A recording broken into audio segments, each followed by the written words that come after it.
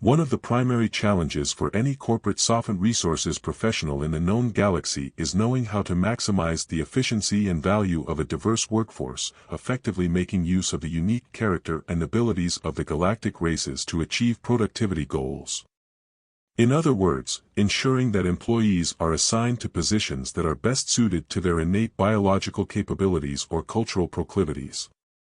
In this respect, at least, vampire hunting is just like any other business. Yes, vampire hunters have softened resources managers. In the case of TriStar Undead Eradication, that manager would be myself. Well, technically, I wear a few other hats, since we're not that large of a company. For instance, I'm also our law enforcement liaison. And I help out in marketing. I can and have filled in for the accounting department. And in the field, I operate a flamethrower on the ghoul suppression team. All in all, a good fit for me. We Zargs love our legalisms, bureaucratic nitpicking, and setting things on fire. Unfortunately, I haven't gotten to do that last one in quite a while. Like, 10 or 15 minutes, at least. The master vamp we're after tonight is a young one and, at the risk of sounding a bit racist, a Tarkage and therefore not much of a strategist. He hasn't built up the kind of guard force of ghouls and lesser vampires that he would need to hold a large open area like this cryptyard. The ghouls he has been making out of the available corpses have only come at us in drips and drabs, 2 or 3 here, a solitary ambusher there, and the point men have been able to blast most of them before they could get near enough to be a threat. Point men in this trade need good reflexes and a balanced fight/flight response. If you're building a multi-ethnic undead eradication team, Jixavans will usually be your best bet in this role. They're quick, agile, their 4 arms let them operate weapons while climbing, and they have pretty good senses, although their thermoreceptors tend to be useless against vampires and ghouls, whose bodies are of course room temperature. There's a long burst of auto-fire among the 2 markers ahead as our point men cut down another ghoul charging in solo. The accountant in me cringes a little as magazines are fired empty. Natural silver ammo is not exactly cheap. The flamethrower operator in me is also disappointed and I have to resist the urge to ask them to let the next one through just so I can torch something. Our team moves past the downed ghoul, revealing it to be the decayed, emaciated, and now headless and bullet-chewed, corpse of a Gonhir. Gonhir are skinny, sphincter-faced bipeds not quite 5 feet tall, so those mag dumps were almost certainly overkill. Gonhir, living ones, are also naturally aggressive, an awkward combination with a small and rather puny physique. Here at TriStar, they are usually gunmen on the hunter teams. Ideally, you want to fight vampires at range as much as possible, so courage and marksmanship are more important than raw physical power for much of the team. Just keep them out of close combat with the undead, unless you want a lot of attritional employee turnover. If you do want that, you are both a bad SR manager and a bad person. With the ornate crypt that our target calls home just up ahead, the field unit leader calls a halt and we all drop into our standard defensive posture, holding a perimeter to plan out the final push. Our unit lead is a big, taciturn Dralka, distinctive in his bulky robes. Whether he wears body armor like the rest of us under there, nobody knows. As far as I could ever tell, anybody who claims to have seen what a Dralka looks like under their robes is lying. Ashigeranthus is in charge of the field unit for 2 reasons. First is that, if you're going up against twisted abominations of evil and you have a person who is naturally paranoid, always looks for a way to improve his odds against enemies real or imagined, and is constantly forming devious plans and counterplans for every contingency, you want that person in the tactical decision-making role. Second is that, if you put a Dralka in any subordinate position, he will immediately set about undermining and scheming against everyone above him anyway. They can't help it. It's like a reflex. We make a final gear check before we assault the crypt, a time-worn mausoleum the size of a house. Magazines are topped off with silver slugs, wooden stakes are brought to ready-grab positions on bandoliers and belts, and I swap fresh fuel cartridges into my flamethrower. I'll be at the back as rear guard during the final assault, since it will mean close-range combat against the Master Vamp, and whatever court he has with him, and a flamer is not a particularly precise or discriminating weapon. Plus, if things go too badly and the assaulters get wiped out, the company will need their softened resources guy alive to hire replacements. Just saying. Ashigeranthus checks communications with our Overwatch, a pair of Dahu snipers posted on rooftops nearly a half-mile away. Dahu are big tripes, good runners in a straight-line sprint, but kind of weak and squishy up close. Their single gigantic eyeball gives them remarkable distance vision, to the point that they hardly need scopes. Their job is to nail any undead that try to flee after the assault starts, or to cover our retreat if the bloodsuckers get the upper hand on us and we have to break contact. Vampires, true to their predatory nature, tend to automatically pursue anything that runs from them, but even a paranormally empowered predator will be given second thoughts by 300 grains of sintered silver applied to the face at 5,000 feet per second. That won't actually kill a master vampire, mind you. The old stake and behead routine is still the best way to do that, but while they can regenerate from having their brains ventilated, it will stop them momentarily and they don't seem to enjoy it much. The final assault will center on our two teams of close combat specialists and their spiritual support. Silver bullets will put ghouls and zombies down for good, but even if you dump enough slugs into a vampire to double its body weight, it will only weaken it. To actually render a vampire permanently liquidated, and thus its bounty payable, you need to shut down its regenerative powers by forcibly penetrating the core of its circulatory system with an appropriate foreign object, then separate the primary neural center from the remainder of the body. That works regardless of the vampire's original species. For the vast majority of galactic races, this means a stake of hardened organic material through the heart and then decapitation. Ritual incineration can also work, but that can be time-consuming and is an easy thing to screw up. What that means, is that your close combat teams need to be individuals strong enough to quickly force a wooden stake into the body of an actively resisting hostile being and then sever its head in a single blow. At TriStar, our Steak and Chop squad is formed into two pairs of combatants. Gronjak the Hruthnian and Skrillarine the Creven are the primary pair, Talnari the Felra and Ustark, a Zarg like myself, form the secondary. When the assault goes in, they'll be the stars of the show, giving the coup de grace to the vampires as the trigger pullers put enough silver-induced holes in the bloodsuckers to keep them down. That's how it should go, anyway. Sometimes it doesn't. Sometimes you end up trying to fend off an extremely pissed full-strength vampire at head-butting distance. That's why you want a Hruthnian up front. They're tough-built, strong, have a deceptively long reach, and don't make a habit of panicking. There are a few humans and Zargs who can successfully grapple with a Hruthnian, but most beings are going to have a really bad time if those big furry hands get hold of them. Then you partner that kind of solid power with the speed and precision of a Creven like Skrillarine. The stereotype of Creven is that they are awkward, goofy nerd types, and their puffed-out feathers and four gangly legs can give them a slightly ridiculous appearance to mammaloid and reptiloid races. But Creven also have a beak like a rapier blade, something you tend to notice more once you've seen one pluck all three eyeballs out of a Gonhair vampire in less than a second. And those comically poofy feathers? Vampires have the worst time trying to bite through those. So, yeah, if you've got a Creven vamp hunter, you put them front and center also. As an aside, Creven vampires? Thankfully uncommon, but when it happens, that beak becomes total nightmare fuel. Felra hunters are good in various roles on a team. Bait, for the most obvious. Practically every race in the known galaxy finds something desirable about those elegant centroids, and that feeling only intensifies after vampirization. That whole idiotic, sexy vampire mystique is a thing in every culture, and the first thing any newly turned vampire wants to do is try to play that up by feeding on and turning a bunch of young hotties. With a Felra on staff, you don't have to worry about finding species-specific individuals to use as lures to draw the vamps out. Felra are also surprisingly good at close-in fighting, with what they lack in raw strength being more than made up for in viciousness. Chic, graceful, captivating viciousness. Backing up Talnari's viciousness is Ustark the Zarg.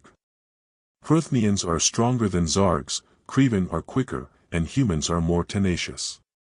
All true.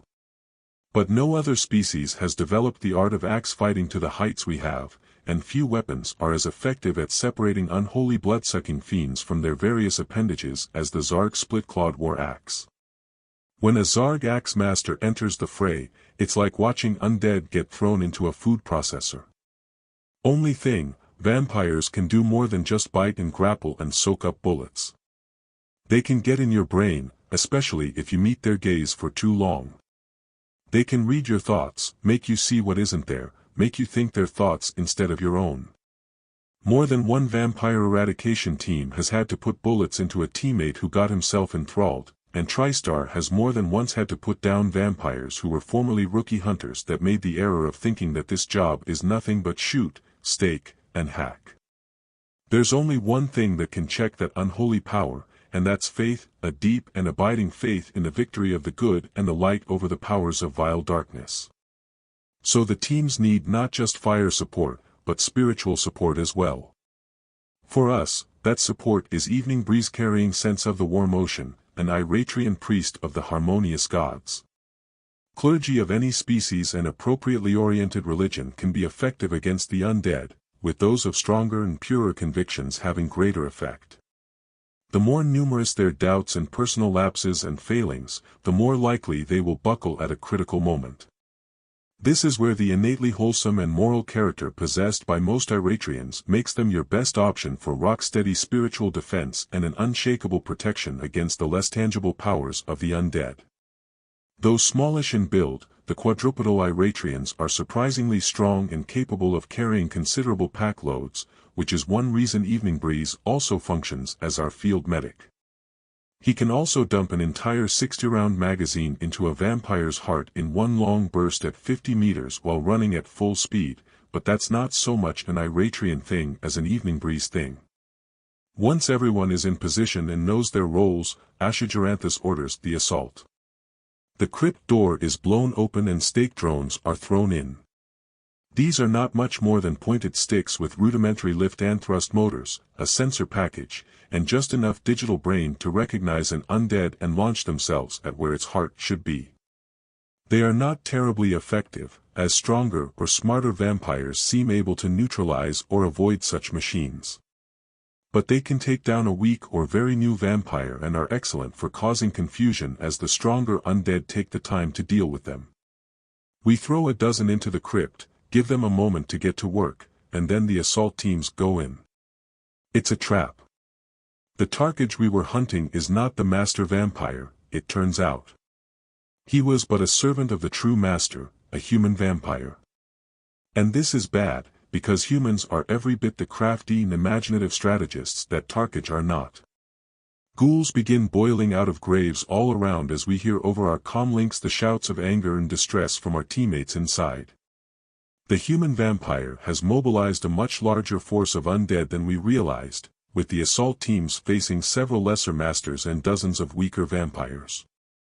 I use the flamethrower to good effect, which makes me happy, but there are 2 more ghouls for every one I burn up. This makes me rather less happy.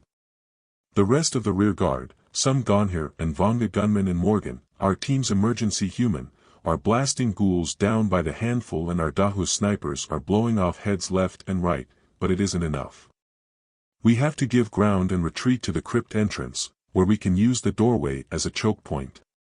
Inside the crypt is total chaos.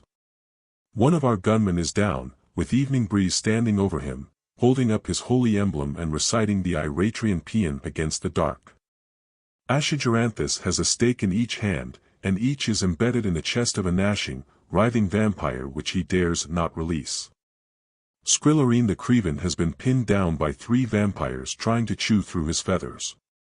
2 of those vampires are missing their eyes. Gronjak the Hrthnian and one of the Jixivan Point men stand back to back nearby, surrounded by a taunting, lunging ring of bloodsuckers. In a corner, Ustark holds a quartet of vamps at bay with his whirling axes, a scattering of limbs on the floor around him a testament to his skill. Telnari the Felra sees an opening as she stakes the vampire in front of her and lops off its head with her vibrosword. As it collapses into bones and slime, she rushes for the human master vampire, but he laughs and halts her with a look. This one is strong, to do such a thing despite the holy chance of evening breeze. He flicks the weapons from her hands and almost tenderly tilts back her head, exposing her neck. Like all of us, she wears a spiked throat guard for just this situation, but a contemptuous hook of his fingers tears it away. As the master vampire bares his fangs, he sneers and aims a glare at Ashigeranthus. Such a fool, the vampire spits, mockingly. You thought you were the hunter, the mighty Ashigeranthus of Tristar, but you were the prey all along. I have ridden within your mind, Dralka. I have known your every thought since the moment you set foot in this city. I will turn your whole team, starting with this one, and then we shall feast upon your soul. From the depths of Ashigeranthus's cowl comes his reply. Morgan. You are cleared for action. At that shout, our emergency human leaves his post at the doorway where he's been shooting down ghouls and enters the crypt. He takes in the scene at a glance and throws down his carbine. With a mighty battle cry of, "Don't you hurt Centaur waifu," he grabs the nozzle which is attached to the tank on his back and pulls the trigger, hosing down the space and everyone in it. In 2 seconds, everyone is covered in sparkling, glittery dust. None of us has any idea what kind of weapon Morgan has brought or what it's supposed to do. This is intentional. If none of us know what he's going to do, then the vampires can't very well pull that knowledge out of our heads. He's our secret weapon, our designated emergency human, and only to be used as a last resort. Partly because we have no idea what he will do each time, and partly because we have no idea if whatever he does will work. The human master vampire looks at the diamond-bright sparkles coating his arms and the neck of Telnari, then rolls his eyes and wipes clean the patch of Telnari's throat that he intends to bite. That's when he notices his hand beginning to smoke. All around the crypt, glittering undead are hissing and steaming like kettles, the weaker ones falling to spasm on the ground, the stronger keeping their feet but howling in pain and clawing at themselves. We don't wait to find out if whatever Morgan has done is fatal to the vampires or not. Since they are at least distracted, it's steak and chop time. The vampires weaken and drop, writhing, easy prey. Those who only caught a little of the sparkle dust take longer, but eventually they all succumb. The human master vampire tries to put up a fight despite appearing to be boiling from the inside out, but someone passes Telnari a stake which she puts to good use, then one of Ustark's war axes, hurled with all the rage its wielder can muster, takes the head. With the loss of their master, the horde of ghouls outside loses direction and begins to come apart. The newest ones simply collapse in place, while the older and stronger among them wander away. Overwatch will track those and the team will do a sweep of the graveyard once we finish with the vampires and regroup. All in all, a successful operation, despite a few rough patches. As we rearm and patch up our wounds, Ashigeranthus asks Morgan just what that weapon was. Nanites, is the answer. This is rather concerning, as combat nanobots are expressly forbidden by multiple laws and treaties and releasing them can be a capital offense. Not to mention that we are all infested with them now. But Morgan assures us that the nanites are not in any way designed to kill or cause harm to any being. What are they then? Clergymen. Little, microscopic ordained clergymen. What? It turns out that Morgan had a nanite seed programmed to carry out all the ritual functions of a minister of the Golgothan Neo-Orthodox Methodist Church. He then had the nanite seed shipped to Golgotha to be formally invested and ordained by the Archbishop. Finally, he had the nanites programmed so that, when released, they would carry out 3 functions. Limited replication. Ordination of all newly created nanites as ministers of the Golgothan N.O.M. Church. Ritual consecration of any nearby water. In other words, the nanites turn the water in a being's body, at the cellular level, into holy water. For comparison, if you don't know the effect of holy water on undead, imagine having the cells of your body start turning into microscopic white phosphorus grenades. It's a weapon of mass vampire destruction that is mostly harmless to living beings. Morgan says, proud of himself. Mostly harmless. Well, almost entirely harmless.